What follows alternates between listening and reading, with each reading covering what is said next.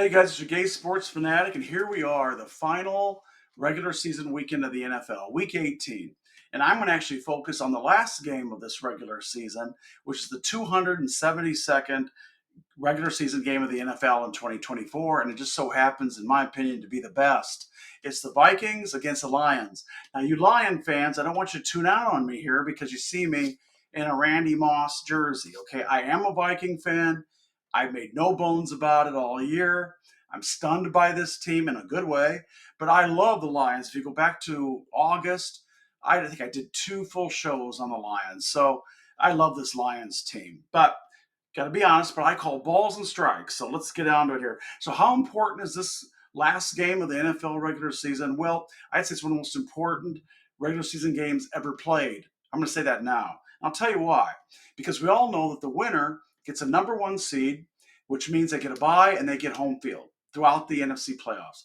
The loser, believe it or not, falls all the way to a 5 seed, and they got to go on the road to a wild card team. So the winner or loser of this game, in my opinion, will go a great way to determining who's actually in the Super Bowl representing the NFC. Let me give you a stat that backs this up. So teams historically that have finished with a 1 seed in their conference, which means they get the home field throughout the playoffs, 56% of the time they get to the Super Bowl. If you're a 5 seed, your odds of making the Super Bowl are less than 3%. 56% to 3. That's the difference this one game will make. Also, I want to give a shout out to the NFC North, which has the highest winning percentage of any division in the history of the NFL. You got to remember, you got the Packers in there. Dang good team. We'll be talking about them when I get to the playoff videos. But also, this game is another history maker in the fact that it's the first time in the regular season that 2 teams are playing with 13 or more wins. So, we've set the table here. The stakes couldn't be higher. I'm going to look first at the Vikes. I'm going to look at what they've got going for them, and then I'm going to look at a downside for them. I'm going to do the same for the Lions as well, and then I'll make a call. The spread, by the way, is the Lions favored by 3. So let's dive in and let's look at the Vikes. Let's just state the obvious. Justin Jefferson, in the last 5 games, Justin Jefferson has almost 500 yards receiving and 5 touchdowns. I mean, this guy is just unstoppable. And Sam Darnold, what do we say about this guy, the quarterback? Okay, if you look back in August when J.J. McCarthy went down and never played it down this year, I had said the Vikings should just lose and go for a high draft pick and write this season off. I am so glad they proved me wrong. Look at this, okay? And Sam Darnold has just went crazy. This guy just came out of the blue, okay? I had no clue he was going to be this good.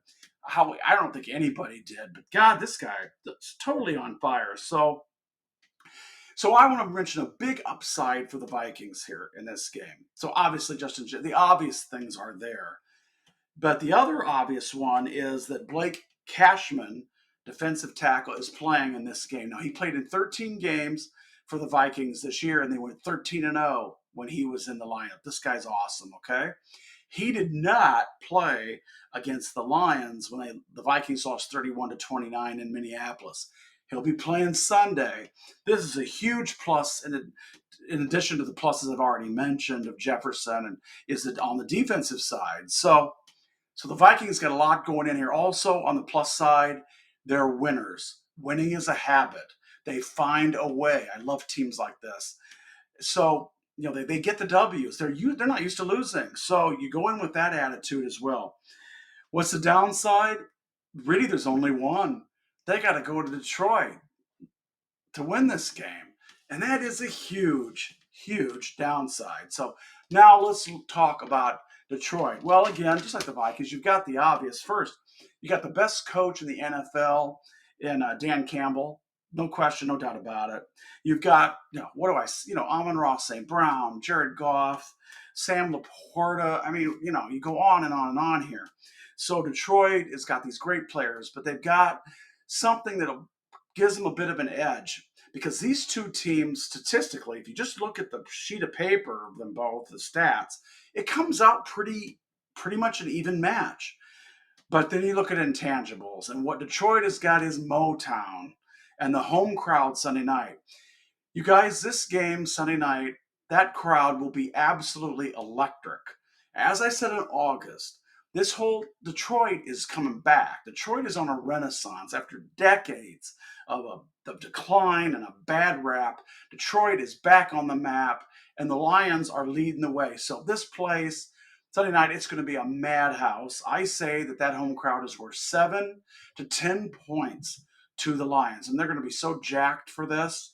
So what's the drawback for the Lions? Well, it's injuries, and particularly on the defensive side. And that's a big wild card here. So injuries, which the Vikes don't really have. So, okay, what's my call? So I've been touting the Lions all year. I'm going to stick with them. Okay. Certainly to win the game. I'm even going to take them to cover the 3-point spread. I hope I am wrong. I hope I get on here next week. I still got this jersey on, and I hope that I am wrong on this pick. But if I got it right, yeah, I'm kind of okay with that too, because the Lions pretty much are my second favorite team next to the Eagles in the NFL this year. So, I'll be okay. But so that's the pick. I'm taking the Lions at home in front of one of the wildest crowds you'll ever see in the NFL. I'm taking the Detroit, throw away the 3.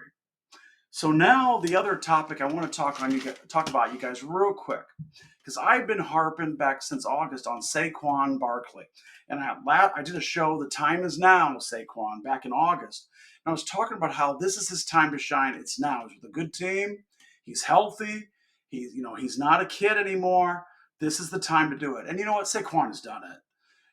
You can't ask for more from a player this year than Saquon Barkley. He's transformed the Eagles, and just look at how great. He's one of the greatest, and he's proved it. And he's had the chance to prove it.